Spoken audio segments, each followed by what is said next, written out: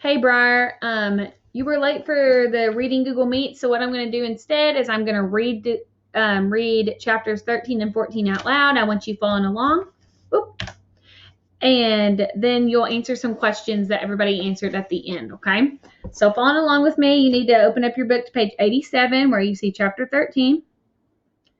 And let's get started.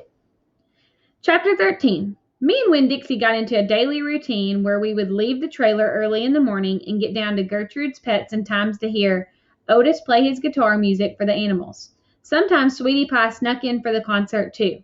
She sat on the floor and wrapped her arms around Winn Dixie and rocked him back and forth like he was a big old teddy bear. And then when the music was over, she would walk around trying to pick out which pets she wanted. But she always gave up and went home because the only thing she really wanted was a dog like Winn Dixie. After she was gone, I would sweep and clean and even arrange some of Otis's shelves because he did not have an eye for arranging things, and I did. And when I was done, Otis would write down my time in a notebook that he had marked on the outside. 1 red leather collar, 1 red leather leash. And the whole time, he did not in any way ever act like a criminal. After working at Gertrude's Pets, me and Winn Dixie would go over to the Herman W. Block Memorial Library and talk to Miss Franny Block and listen to her tell us a story. But my favorite place to be that summer was in Gloria Dump's yard. And I figured it was Winn Dixie's favorite place to be too, because when we got up to the last block before her house, Winn Dixie would break away from my bike and start to run for all he was worth, heading for Gloria Dump's backyard and his spoonful of peanut butter. Sometimes Dunlap and Stevie Dewberry would follow me. They would holler, "There goes the preacher's daughter visiting the witch." "She's not a witch," I told them. It made me mad the way they would listen to me and keep on believing whatever they wanted to believe about Gloria Dump. One time Stevie said to me, "My mama says you shouldn't be spending all your time cooped up in that pet shop at that library, sitting around talking with old ladies. She says you should get out in the fresh air and play with kids your own age. That's what my mama says." "Oh, lay off her," Dunlap said to Stevie. Then he turned to me. "He don't mean it," he said. But I was already mad. I shouted at Stevie. I said, "I don't care what your mama says. She's not my mama, so she can't tell me what to do." "I'm going to tell my mama you said that," shouted Stevie. "And she'll tell your daddy, and he'll shame you in front of the whole church. And that pet shop man is retarded, and he was in jail. And I wondered if your daddy knows that." "Otis is not retarded," I said, "and my daddy knows that he was in jail." That was a lie. But I didn't care. "And you go ahead and tell on me if you want, you big bald-headed baby." I swear, it about wore me out yelling at Dunlap and Stevie Dewberry every day. By the time I got to Gloria Dump's yard, I felt like a soldier who had been fighting a hard battle. Gloria would make me a peanut butter sandwich straight off, and then she would pour me a cup of coffee with half coffee and half milk. And that would refresh me.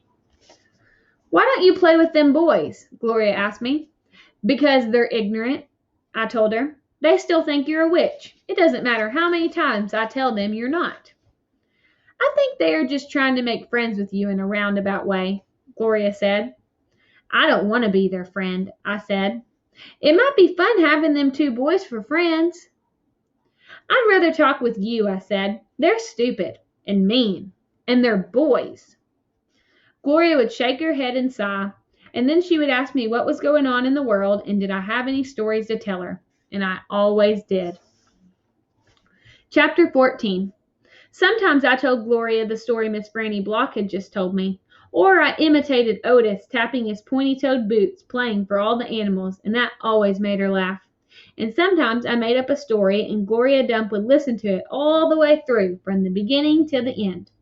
She told me she used to love to read stories, but she couldn't read anymore because her eyes were so bad. "Can't you get some really strong glasses?" I asked her. "Child," she said, "they don't make glasses strong enough for these eyes."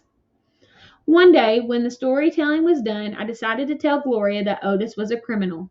I thought maybe I should tell an adult about it, and Gloria was the best adult I knew. "Gloria," I said. "Mm-hmm," she said back. "You know Otis? I don't know him, but I know what you tell me about him. Well, he's a criminal. He's been in jail. Do you think I should be afraid of him? What for? I don't know, for doing bad things, I guess, for being in jail. Child, said Gloria, let me show you something. She got up out of her chair real slow and took hold of my arm. Let's the two of you walk all the way to the back of this yard. Okay, I said. We walked and Winn-Dixie followed right behind us. It was a huge yard and I had never been all the way back in it. When we got to the big old tree, we stopped. Look at this tree, Gloria said. I looked up. There were bottles hanging from just about every branch. There was whiskey bottles and beer bottles and wine bottles, all tied with string, and some of them were clanking against each other, making a spooky kind of noise. Me and Winn-Dixie stood and stared at the tree, and the hair on top of his head rose up a little bit, and he growled deep in his throat. Gloria pointed her cane at the tree. What do you think about this tree? I said, I don't know. Why are all those bottles on it? To keep the ghost away, Gloria said. What ghost? The ghost of all the things I done wrong. I looked at all the bottles on the tree. You did that many things wrong? I asked her. Mm-hmm, said Gloria. More than that. But you're the nicest person I know, I told her. Don't mean I haven't done bad things, she said. There's whiskey bottles on there, I told her, and beer bottles. Child, said Gloria Dump, I know that. I'm the one who put 'em there. I'm the one who drank what was in 'em. My mama drank, I whispered. I know it, Gloria Dump said. The preacher says that sometimes she couldn't stop drinking. Mm-hmm, said Gloria again. That's the way it is for some folks. We get started and we can't get stopped. Are you one of those people? Yes, ma'am, I am. But these days I don't drink nothing stronger than coffee. Did the whiskey and beer and wine, did they make you do bad things that are ghosts now? Some of them, said Gloria Dump, some of them I would have done anyway, with alcohol or without it, before I learned. Learned what? Learned what is the most important thing. What's that? I asked her. It's different for everyone, she said. You find out on your own. But in the meantime, you got to remember you can't always judge people by the things they've done. You got to judge them by what they are doing now. You judge Otis by the pretty music he plays and how kind he is to them animals, because that's all you know about him, right? That's all you know about him right now, all right? Yes, ma'am, I said. And them Dewberry boys, you try not to judge them too harsh either, all right? All right, I said. All right then, said Gloria Dump, and she turned and started walking away. Winn-Dixie nudged me with his wet nose and wagged his tail. When he saw I wasn't going, he trotted after Gloria. I stayed where I was and studied the tree. I wondered if my mama, wherever she was, had a tree full of bottles, and I wondered if I was a ghost to her, the same way she sometimes seemed like a ghost to me. And that's the end of chapter 13 and 14.